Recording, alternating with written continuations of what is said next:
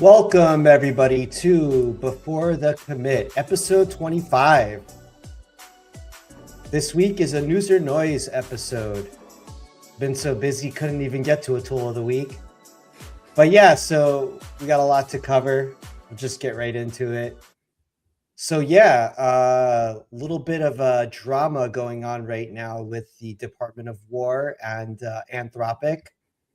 I don't know if you've seen this, but yeah, just for those that are not kind of read into what's going on, uh, there was a request by the DOW to remove some of the guardrails to allow the models that are used for like Claude and Claude Code to be able to make some more militarily type decisions.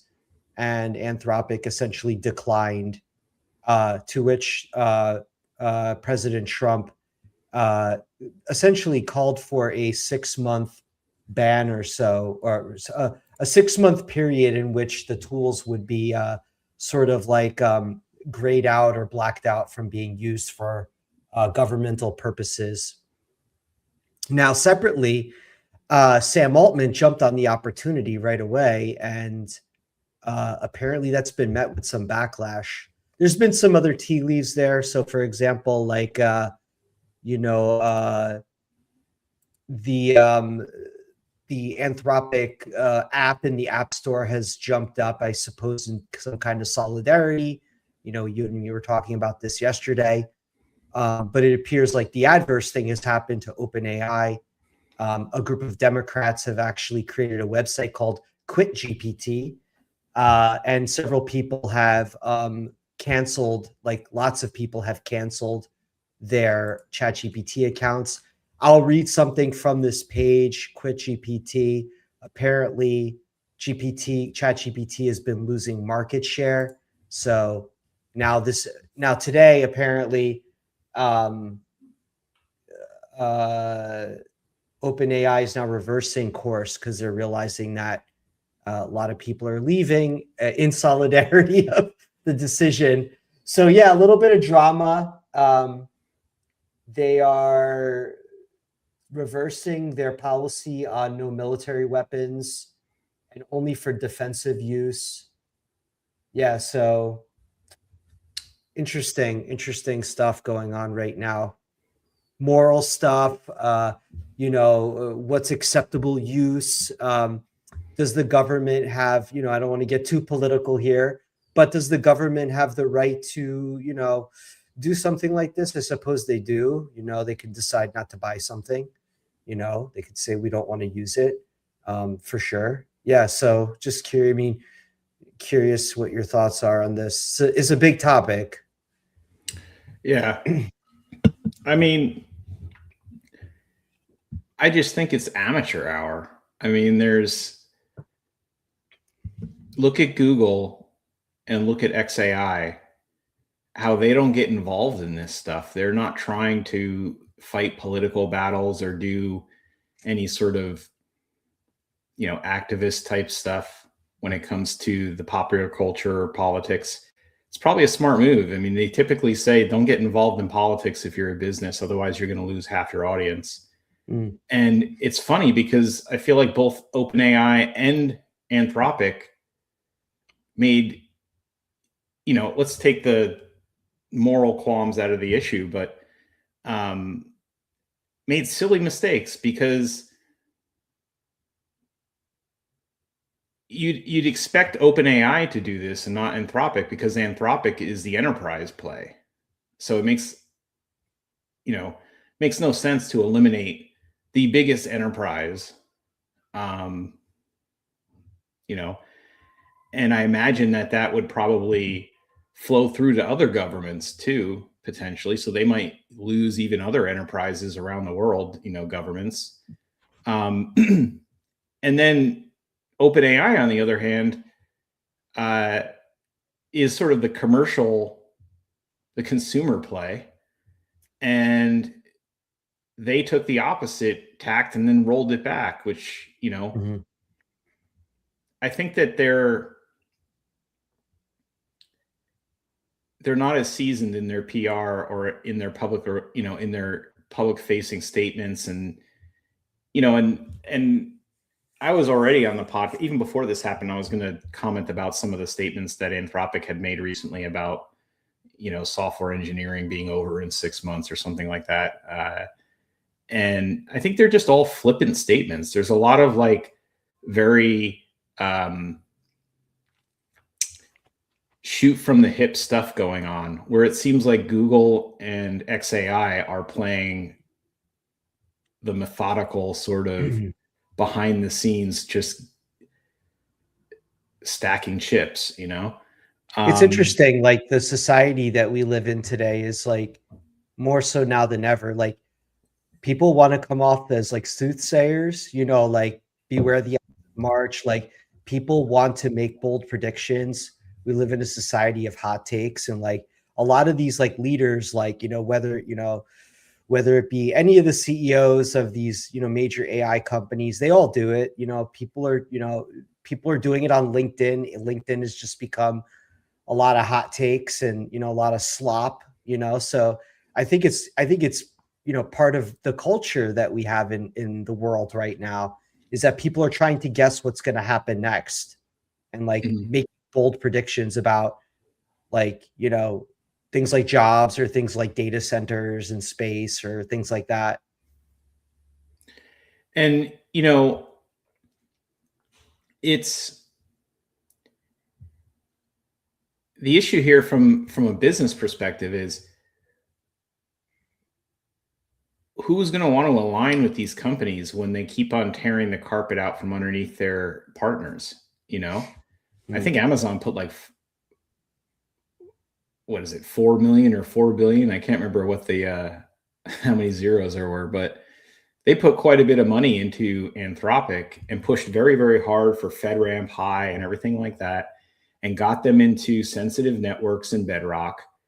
And then Anthropic goes and pulls this. You can't imagine that Amazon's very happy about this. Well, I think to their point, like they support defensive efforts. I think the issue is Pandora's box of using it for offensive purposes, and like where they have drawn the line is like, okay, you can use it for analytics and training and intel processing, and things of that nature, but not to do autonomous targeting or things that are going to cause life to be lost, right? They don't want that sort of. I'm not saying I agree. I'm just stating the facts of where they're drawing the line. Makes about as much sense to me. I mean, they end up being a utility at the end of the day, at least in my opinion. Makes about as much sense to me as an electric company trying to choose what you're going to use their electricity for. It's like, I feel like it's, and by the way, it's their right to do this. There's nothing illegal about what they're doing, and there's nothing immoral about what they're doing. I just think it's foolish business. If I were an investor in Anthropic, unless they told all the investors ahead of time that they were going to do this, but I really doubt they did, because otherwise Amazon probably wouldn't have chosen them to go into sensitive networks. But let's say they did, then okay, fine. But if they didn't, and you're an investor in Anthropic, I'd be really pissed off about someone, essentially putting their opinion into my investment. So, it is what it is, and maybe it'll help one of the businesses out or both of them because of their stance. But it's just seems like a poor business decision, especially considering that they're the two companies that I think are the least supported resource-wise, in terms of money, et cetera. I mean, you got to remember that these two companies are up against behemoths, and those behemoths right now aren't making a lot of PR. They aren't going out there and hyping themselves up every single day. And, I guess you could say Elon is hyping things up, but I don't think he can help himself. He just, let's just say he has a lot more experience doing hot takes and recovering from them. But it's just, I think that it comes off a little bit desperate, like the same way the advertising thing with OpenAI comes off. You know what I mean? You have What part Anthropic, comes off desperate? Which part? like they're constantly in the media trying to get exposure, you know, I see. like a list celebrity, right? Mhm. You know, you don't see Tom Cruise out there getting exposure every couple of days. Mhm. It's because it's just a different level. Mhm. And, you know, this is obviously my hot take. So, you know, I'm a little bit hypocritical, but, but, you know, it's a podcast. I got to give my opinion. So it just seems foolish. It just seems like, couldn't they handle these things behind the scenes instead of fighting them in public? Well, let me put it this way. Like, like say they have a code of ethics, like that they decide is like, this is the line that we're drawing. And they have a CFO that runs the numbers and says like, okay, the amount of money that we'll lose from like aligning with something that's against our code of ethics Mhm. will cause us to lose like this many dollars from current paying customers. And Mhm. like at the end of the day, it's like a mathematical equation. You're going to lose customers here or you're going to lose customers here. And they just made a choice. Like, we're not going to go against what, because once Pandora's box is open, and like, mind you, China's probably and Iran are probably doing this already. Their moral compass may not be the same as, say, because they have these companies are run by the government versus ours that are independent. They're not, they can compel these AI companies to do whatever they want to do. There's no really, the fact is that a company can reject something is part of, the society we live in. So anyway, my point is that, you know, maybe this is just to them an economic choice. Like you're saying it's bad business, but in their mind, it might be good business. It might be like, Maybe. we are not going to abandon. I mean, like, as a result of like them making this decision, the app went way up. And as a result of OpenAI making their decision, people are canceling their OpenAI subscriptions. Now, maybe that's a little reactionary. Does that play out in the long run? I mean, this is still not even a week old. So, Yeah, but it's an open question. How many of those people who left ChatGPT and went to Anthropic, which I assume is why people are downloading it, are going to convert into $100 a month accounts versus how many $100 a month accounts they lose when every single federal agency has to stop using it. You know, we'll see. I mean, maybe it's a good economic decision, but you know what's funny is I mean, how much is the well, government already using AI? I mean, like, to that point, they're probably in the adoption phase right now, not in the like heavy usage phase. sure, Yeah. but I imagine that probably most of the contractors are using it, and now they can't. So, so it's there's a long tail to this. It's not just like, and by the way, also, like, what if you're a private company who wants to sell products into the government? Do you have to worry about that? Yeah, no, that's that was the last thing I said was there's a little bit of um there's a little bit of a gut check that now has to happen. It's like, okay, am I going to be, well, A, like compelled to do something that I don't want to do in order to do business with the government, Mhm. or B, make a choice not to do business with the government, depending upon what I'm selling, what I'm doing. Yeah. In governments in general, not just US government. Yeah. And, there's also an argument of like, we're in a battle with China and other nations over controlling AI. And AI is probably going to be a multi-generational thing in terms of like, whoever is the best at AI is going to be the superpower for some time to come. And so, I think AI is an existential threat to every nation, Mm-hmm. in terms of what could happen if it falls into the wrong hands. Mm-hmm. And I think that therefore I kind of, in my own personal opinion, put it on the level of the Manhattan Project. And I think it's just awfully flippant for these folks. I'm glad Dario wasn't in charge of the Manhattan Project. Otherwise, we might all speak German right now. it's it's annoying to me a little bit, but it's the right to do it, and we'll see. Maybe it's a good economic decision for them.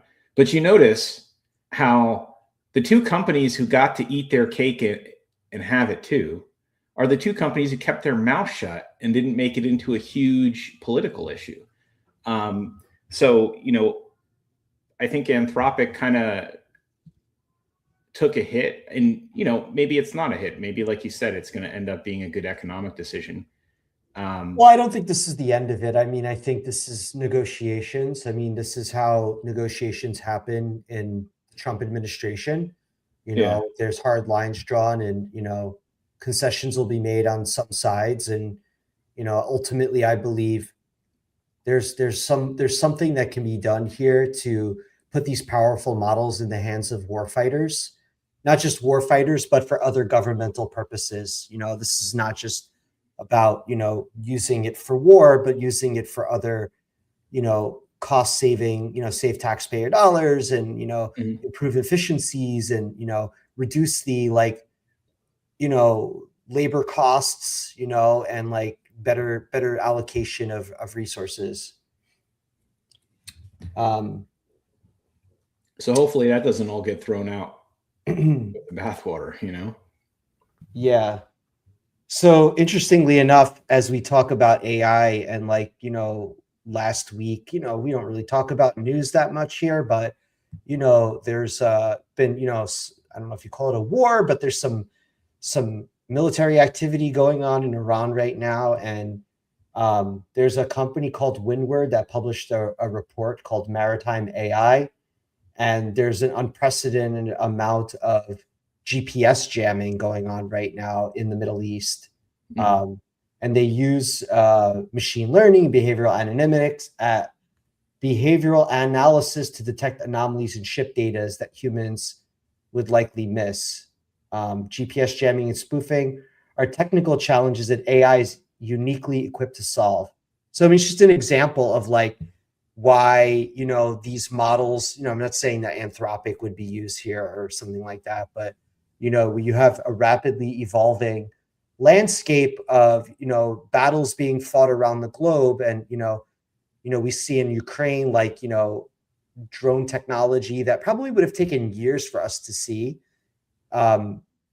given that the US is not maybe directly engaged in a ground war, but because we were funding the Ukrainian side of it, we got to see lots of advanced drone footage, and like a video game kind of stuff. And so, yeah, you're seeing the value of all of these applications, in whether you like it or not, the adversary is using these tools, and to be able to defend national security, these tools become a necessity, right? And you don't want to limit what you're using in order to have the best edge, if you will. Yeah, I mean, AI is already being used in war. You don't have autonomous, machines per se, although maybe you do a little bit, because in Ukraine, they've been using AI for the last mile on some of their drones, because what happens is that once you get within a certain range of your target, you're often jammed. And so what that means for a drone is that you lose your GPS, you lose your connection back to home for whoever's steering it. And I think the way that some of these drones have been set up is that you can, when you have the target in sight, you can kind of tell it what the target is. And then if you lose connectivity, the AI will kind of steer it the final mile without any connectivity necessary, because it's just running on device.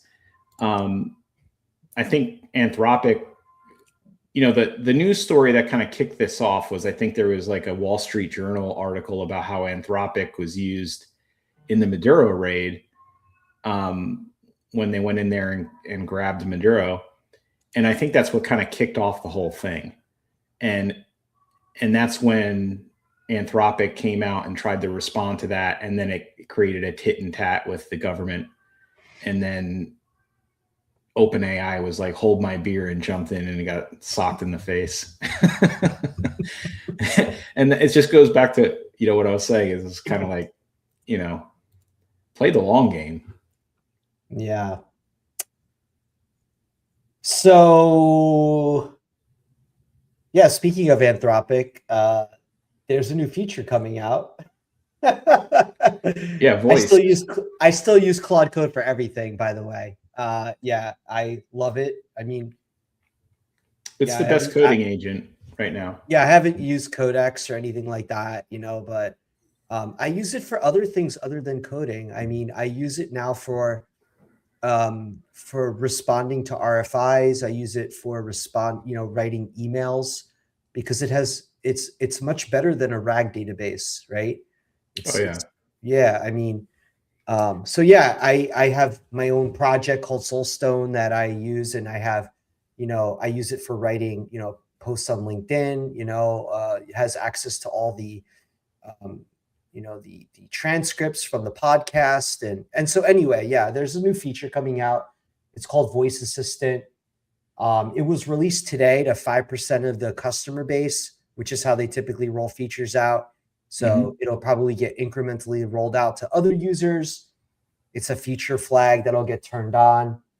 It essentially shows 30% faster prototyping.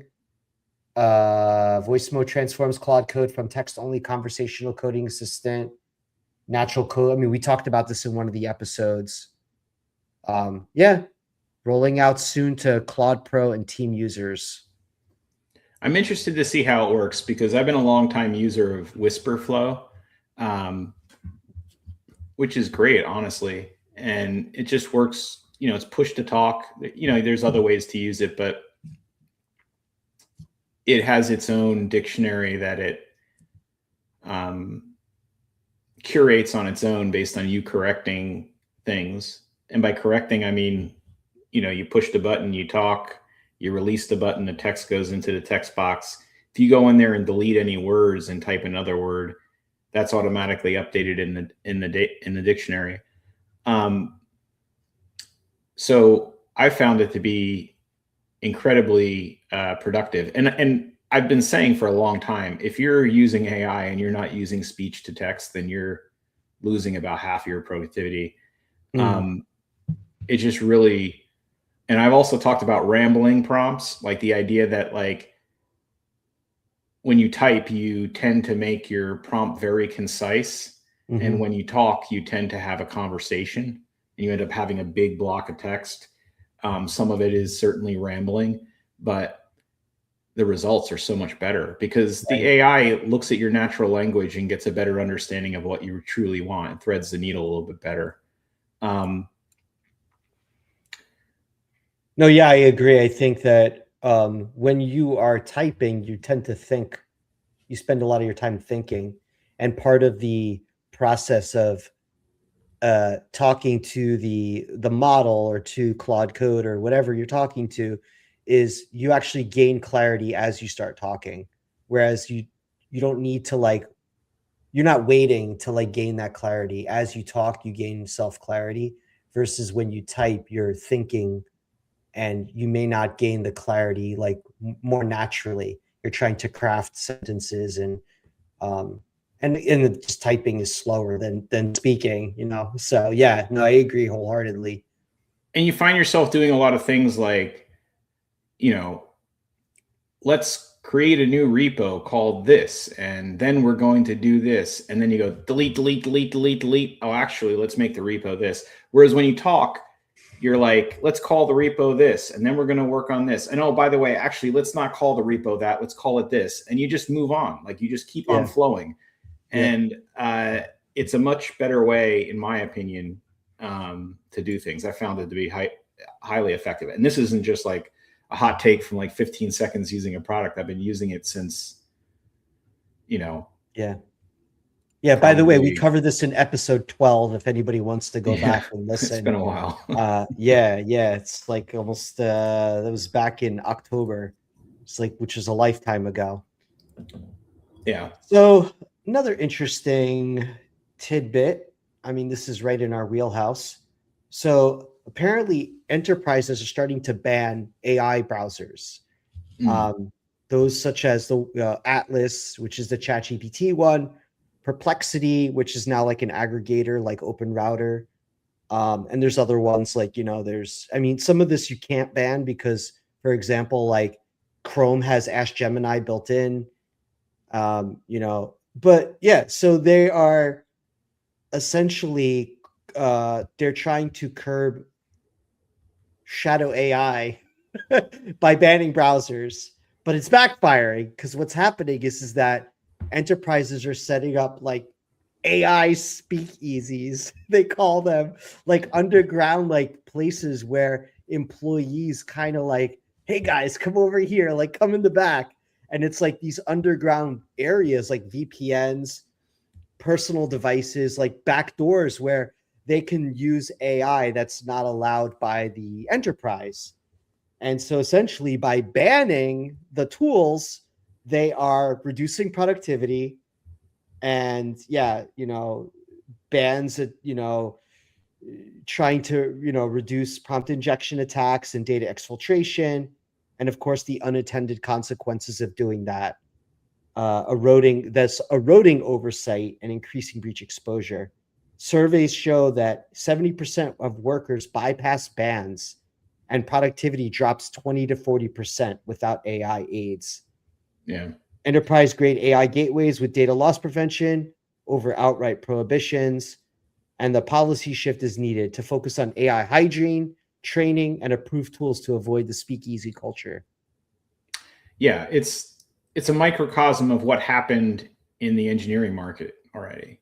Mm-hmm. Um, I kind of feel bad for the other industries because they're a little bit behind where software engineering is in terms of AI. So their tools don't have, like you can correct me if I'm wrong, but I'm pretty sure you can't take Cowork and pipe it through an AI gateway or something like that.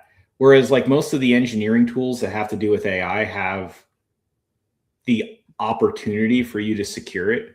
So instead of it just getting shut down, you can put in an AI gateway and have guardrails and all kinds of visibility into what's going on. But for some of these things like the AI browsers and Cowork and other things, I don't think there's a possibility of you doing that. So the organizations have to make a choice between security or using the product at all. And, a lot of them are choosing security. And I think that's a shame because if they had the ability for these guardrails to be in front of it, maybe they would not be banned.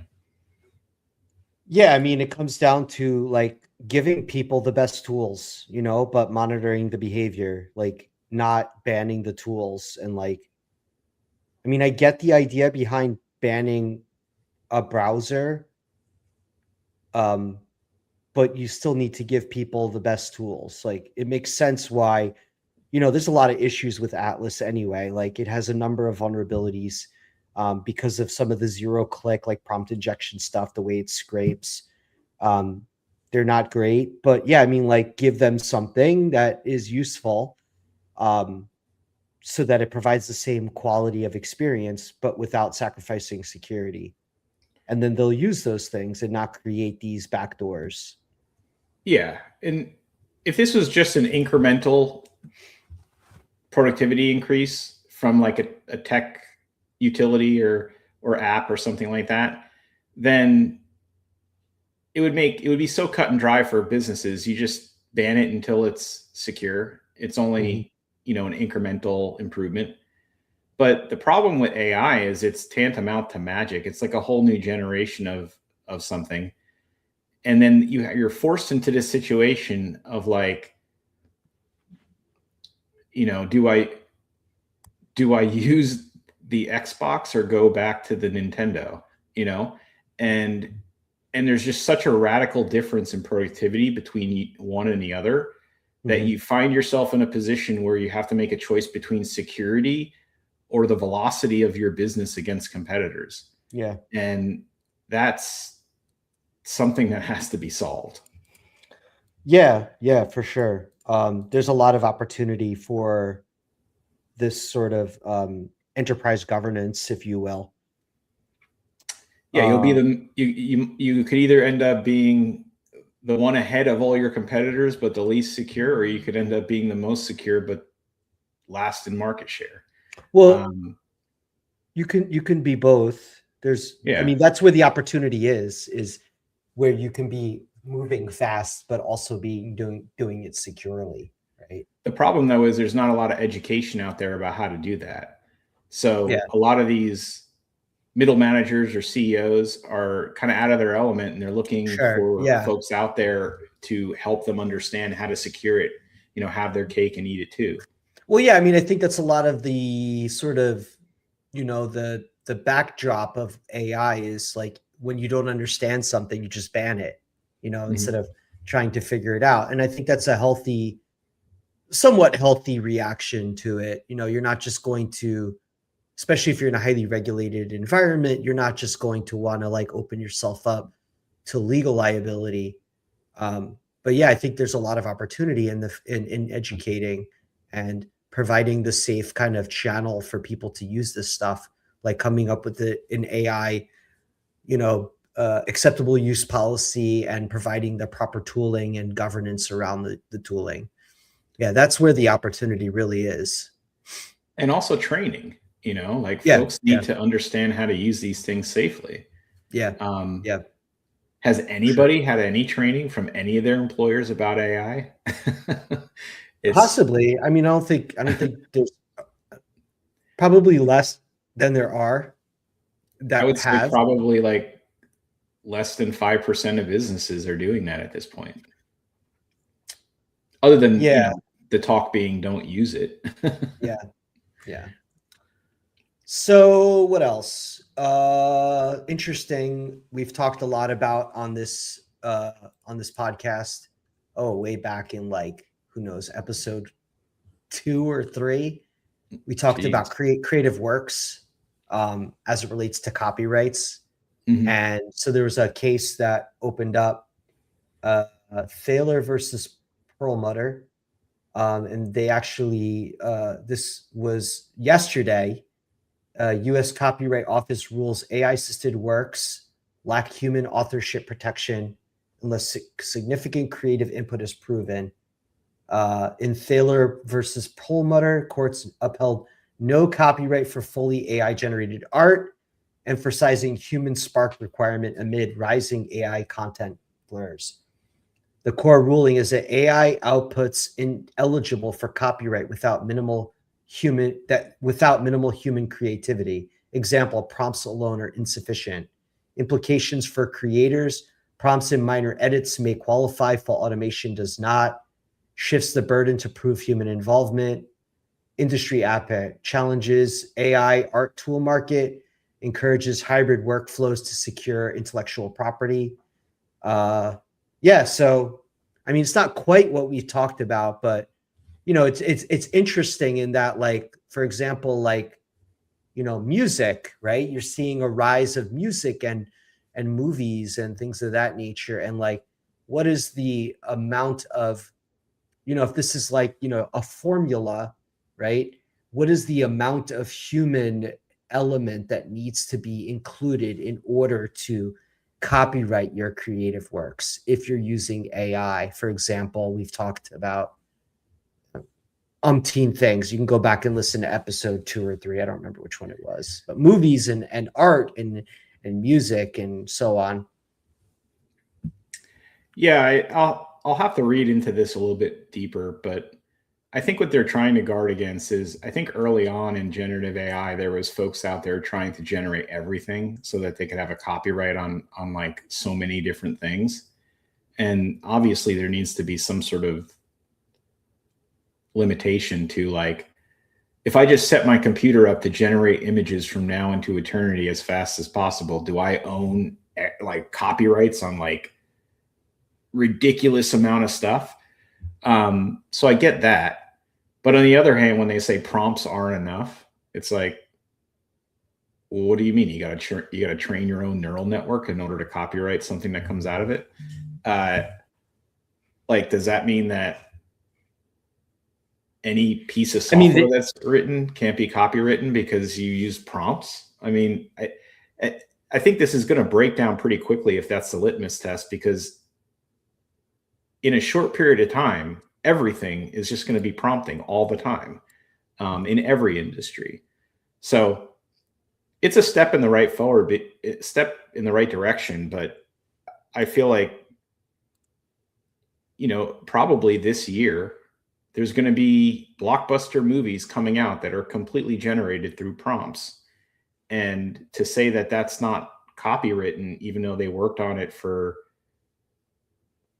hundreds of hours and did it all the, producing, etc., is interesting. But I'll have to read the details because maybe they did thread the needle properly.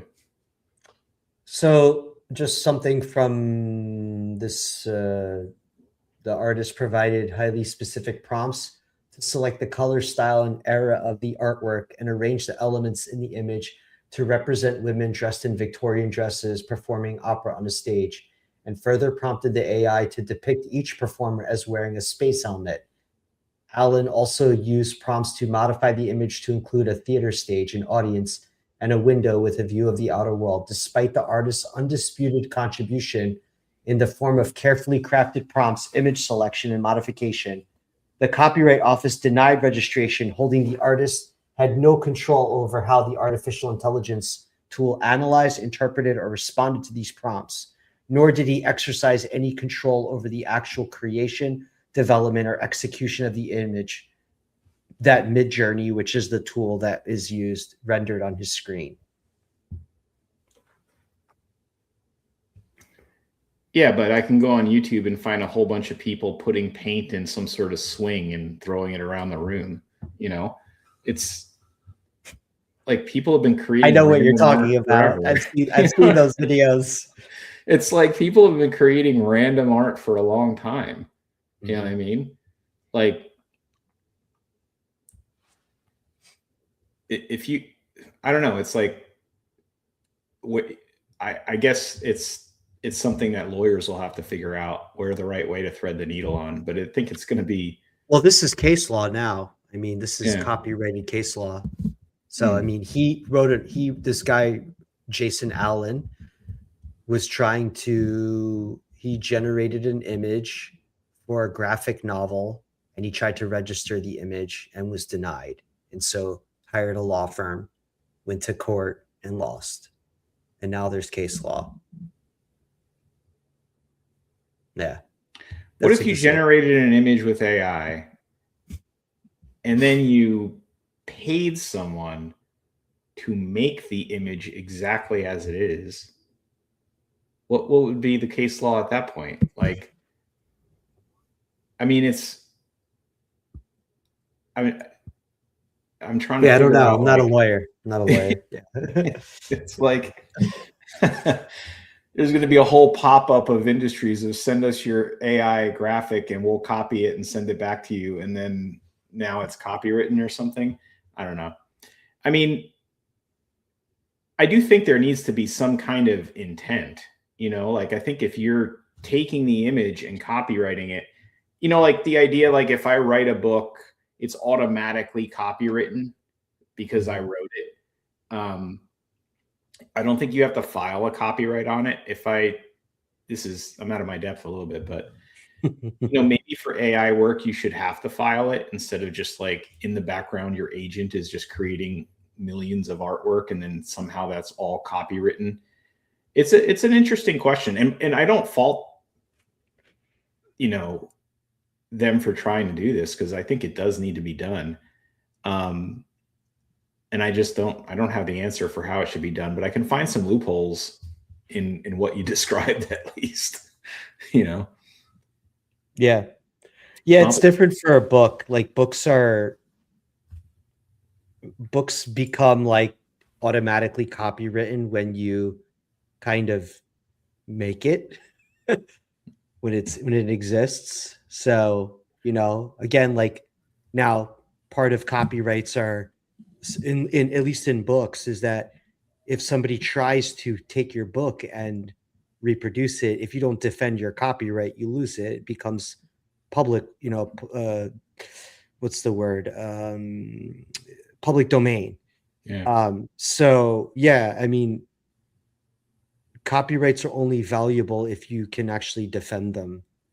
So Yeah. yeah, I mean, I don't know if that's a fair example. Yeah, I don't know. I'm not certain. I mean, I get the part about, I'm not sure how the case was defended on the other side, or um what they used. It's kind of like when people were kind of asking Facebook about their privacy, like, and like their privacy laws, and like sometimes the people that are asking the questions don't understand the technology. But given the probabilistic nature of how LLMs work, it's entirely possible that the same set of prompts could yield the same image. Now, it's not likely, but it's possible. Well, So is it if creative? someone, if I own like a art company, right? And one of my employees makes art that I didn't ask them to make, I You own still it. own the You copyright own on it, it. right? Yeah. As long as It's you have just, works for hire in the employment agreement. yeah, as long as they're under, they were Yeah. working, Yeah. It during work. depends. It depends. But yeah, typically, yeah, that might be in their employment agreement. So I would argue, like, what's the difference, right?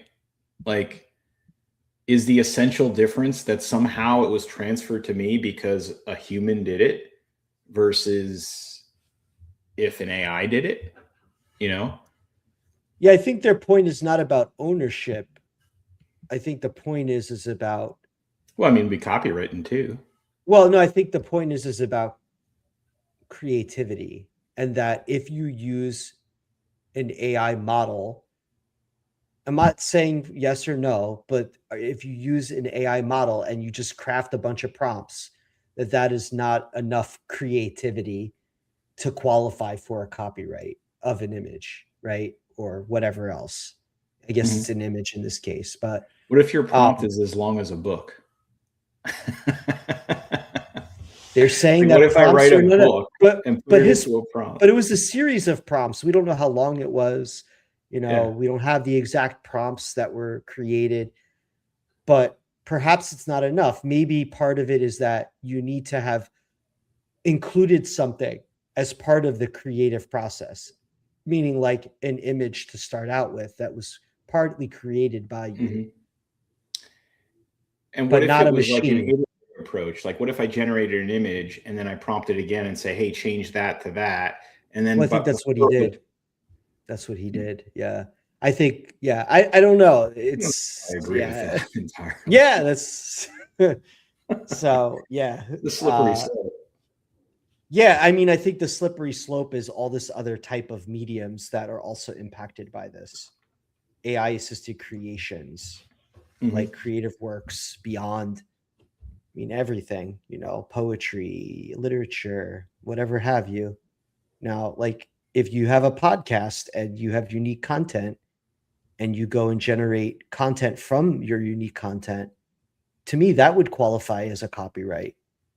But if you're Mhm. just using a model and you are not providing any unique inputs that are human generated or human created, then I can see that perhaps maybe you should have added something that was unique about you as a person. But just using the model alone with a bunch of prompts is that they're saying is not creativity. It's not creative enough. Mhm.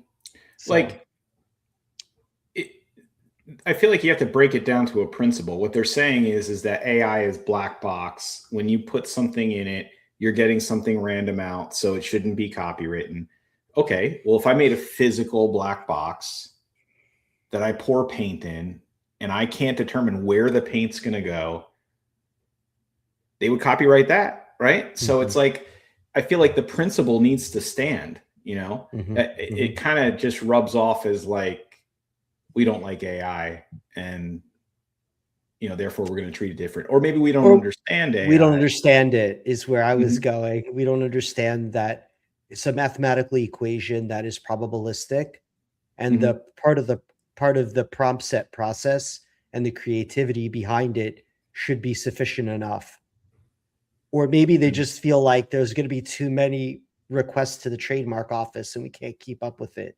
And so I we think need to put barriers around, guardrails Mhm. around it. That makes sense. Mhm. So, what else? There's two other things to talk about. One is this concept of SLMs.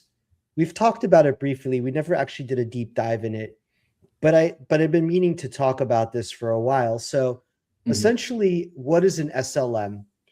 An SLM is essentially a model with less than 10 billion parameters. So, typically, they are used for things that you need highly efficient. And maybe this is a concept that doesn't exist, when compute prices go down more. But essentially, things like mobile, edge devices, where you need speed and privacy, you need things air gapped. So you have the Google model, which is Gemma. You also have Llama. So the advantage of a small language model is that it could run on a phone or a laptop. I mean, I have air gap models that run on my phone. I have Mhm. an iPad Pro with a M4, and I could run like pretty heavyweight, SLMs on there without an internet connection. Mhm. Anyway, where it gets interesting is how some organizations are using these SLMs. What they're doing is they're taking some of these models and then they're giving them very unique personas. And then they're creating a network or kind of a distributed uh, ecosystem of these highly specialized SLMs. And they train them using RAG, or they're fine tuning them to specific purposes, and then delegating tasks to these models that are designed for specific purposes and getting better results because these big models that we use every day for coding, they're more general Mhm. models, not Yeah. specific models. So you fine tune a small model to be specifically what you need, kind of like a function for Yeah, a it could be specific like task. for smart devices, for home automation.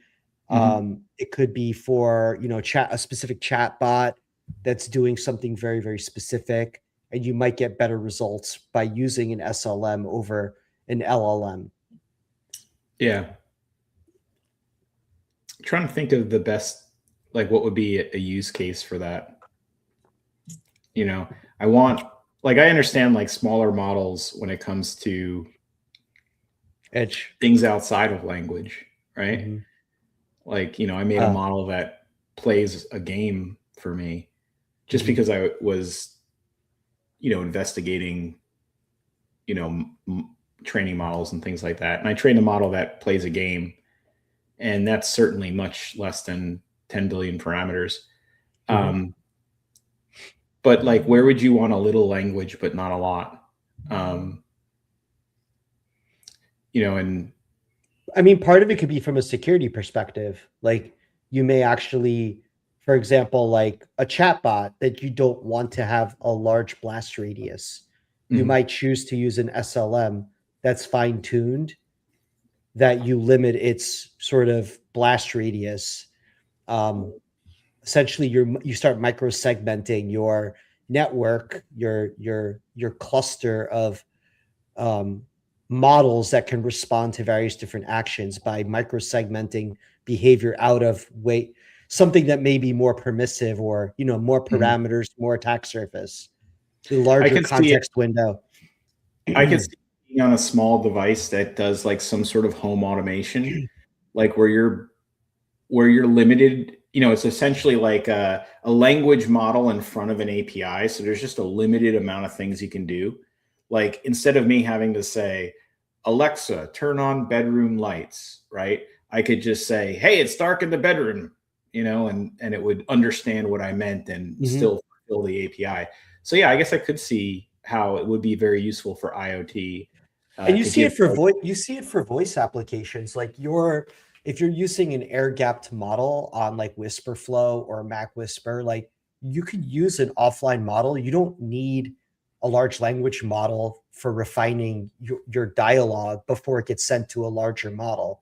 So essentially, if you think about like cleaning up, taking out the you're cleaning up conversation before you send it to another model. So essentially, you use an SLM probably without even realizing it in your conversation. Like little adapter models. You don't need to send that huge prompt out to Opus to be cleaned up. It's a waste of tokens. The latency is high on it. You need something local and very specialized. Yeah, makes sense. So like, I think mostly this was about inspiring you to take a look at SLMs. It wasn't to like, it was just to put it on your radar because I've been wanting to talk about it amongst other things. Yeah. But yeah, it seems interesting. It seems like an interesting tool that can be used in the tool belt of like, like I think of, the way that some of these security problems are solved. I mean, as like it's a multi-pronged approach. And I'm curious as to maybe how SLMs play a role in possibly doing guardrails, doing sanitization of data before it gets sent out to a larger model, That's very true. And some of these specialized models could be used, in a variety of creative ways. Yeah, like a good example is like these, like you're saying, the guardrails that are using natural language, like don't talk about legal things or don't talk about medical things, don't give medical advice, don't give financial advice. Like when you see guardrails in LLMs, it makes you think like, man, that's got to be a fast model because you could have tons of traffic coming through here and it's going to check each thing, Yeah. So yeah, that's a good example. Yeah. So I mean, there's a couple things, for those that are listening, there's a couple things on our radar. We're going to talk about SLMs at some point. We're going to talk about ACP, Agentic Context Protocol, which is heavily, it's something that we're seeing more of. It's certainly something available in OpenClaw. And I don't know, there's some other things that we're going to look at. What was the thing that you were, anti-gravity, which is the Google IDE for coding. So yeah, and of course we're seeing some chatter from Elon Musk about their CLI for coding, which I expect to drop very soon. I mean, I think there's a lot of catalysts right now in the world that would make the timing of it dropping like in a week or two very timely, given all the stuff going on with Codex and Claude Code. Yeah, the XAI team has to put that in a Wiggum loop and get it out. I mean, they're using it now, so I suspect. Yeah, of course. I mean, they're not using also because Anthropic shut them down, so it's like that's I think the catalyst that got them to start. They also said we're not going to use it, and so they are, Elon said we're not going to use any tools, so that forces you. It's like being in a hole. Like you're going to crawl your way out somehow. You're not just going to stay down there without food and water. It's going to force you to build something very quickly, like a speakeasy, an AI speakeasy. So yeah, before we shut it down, I mean, I think this is something that we've talked a lot about. I purposefully did not grab your Signal messages that you sent because there's like a little bit of like a kind of competing world going on right now about jobs being lost and jobs being gained. And like, I don't really want to kind of sit in that argument right now because I don't think anybody's right. I think that there's a repositioning of the job market, a special software engineers versus developers, and like the need for people who are skilled with AI that can go and in this world that we live in right now where you can rapidly develop software. So anyway, we've talked quite a bit about vertical integration. Andreessen Horowitz put out an article. They make a prediction. I mean, they have lots of investments in SaaS companies, so it makes sense why they would analyze their portfolio of companies and start to make predictions. but they predict that AI agents will disrupt 500 billion-dollar plus of the software market by 2030. I think it's more than that, by replacing apps with autonomous AI employees that handle end-to-end tasks like CRM, HR, etc. And a shift from SaaS to agentic AI promises 10x efficiency, but demands new dev paradigms. Their thesis says that AI eats apps by automating workflows holistically, not just assisting.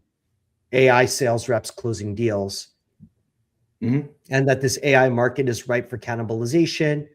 Early dev wins are ready, multimodal models and cheap compute and reliable agents, and that you can essentially, kill off things like, I don't want to name specific companies, but, people that have been basically riding the ARR marketplace, with, features and upsells. And, we've actually, I've replaced a CRM that I used with a homegrown tool in about 2 hours that, saved me, $1,000 a year, simple things like that with a, a $200 Claude Code Max 10X account, which I use for other things. So, but yeah, they're saying, there's other challenges like reliability and data moats and other things like, large entrenchment of customers.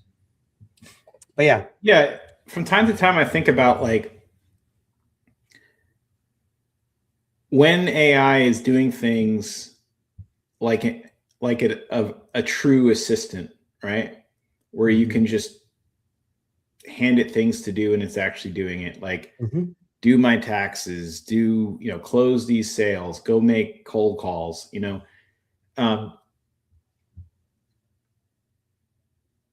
what actually has staying power? Like what exists? Like, I don't even think websites are really a thing anymore. Because if you think about it, why do you go to a website? Right? It's because you're trying to do research, or because of your eyes. Because of your eyes. Yeah. If you don't need your eye, if you don't need your eyes to browse the web, like to get information, then there's no need for HTML. Like, but usually you're like, you're like you're saying, you're using your eyes to like browse and do research, learn something about I'm going to go to this company's website to see what they're about, see what their pricing is, see what their contact information is. I got to go to this website to figure out what their address is because I got to go to the doctor's appointment, or I got to go log into my portal to go check what my balance is, or I got to go fill out this form, or I got to sign up for a new account. Like,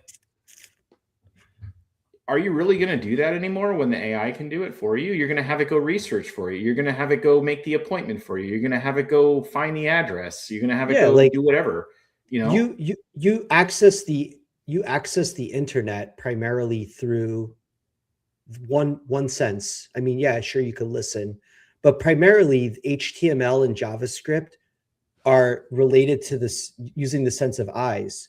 If you have no need to observe what's going on, then, and you don't need to open a web browser, then web pages are dead.